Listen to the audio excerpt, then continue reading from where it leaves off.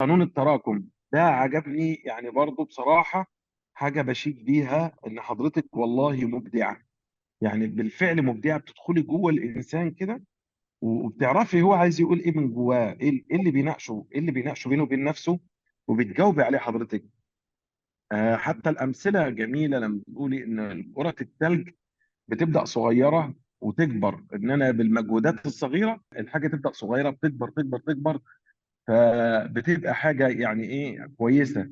وقانون التركيز ده بالفعل والله افادني، يعني ان انا يعني كل ما اتعلمنا اكتر بقى في وعي اكتر. دي خلتني ادخل على كل الفيديوهات بتاعت حضرتك. انا قلت لازم اتعلم بقى كل حاجة من الدكتورة، ونستغل علم الدكتوراه بصراحة. ولقيت كل الفيديوهات اللي بيميزها ما شاء الله ان هي خير الكلام ما قل ودل حقيقي. يعني ممكن الاقي فيديو 12 دقيقة ومثلا حد بيشرح يقول لك ازاي تخفض السكر التراكمي، امل واقوم اقدم واخر، ممكن في التقديمة دي تروح حاجة مهمة.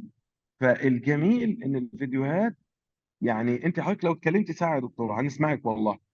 بس الجميل ان ايه، لا بتدي السمكه زي ما بيقولوا، بتديها لواحد جاهزه كده، خد كده وتمام. وانا مش هدفي ان انا اقعدك ساعه ولا ساعتين. فلقيت بالفعل قلت طب أنا لازم اطبق دي. اتعلم ازاي بقى؟ بقيت ادخل على الفيديوهات، عرفت بقى موضوع الزنجبيل ده. بالفعل والله العظيم حسيت ان انا يعني فعلا ريحني كده، حسيت ان في راحه نفسيه. وحتى طعمه حلو، يعني التركيبه بتاعت الزنجبيل والقرفه والليمون والكمون وكده. بالفعل بقى عندي وعي اكتر، يعني بقيت ادون بقى حاجات عشان اتذكرها لو في اي وقت ارجع لها. وبالفعل خلاني الموضوع ده افكر افضل. يعني حضرتك قلت انا حافظهم. كلما تعلمنا اكثر كان عندنا او لدينا وعي اكثر، واذا كان لدينا وعي اكثر يعني يصبح عندنا تفكير افضل، وبعد كده هتكون في اختيارات احسن.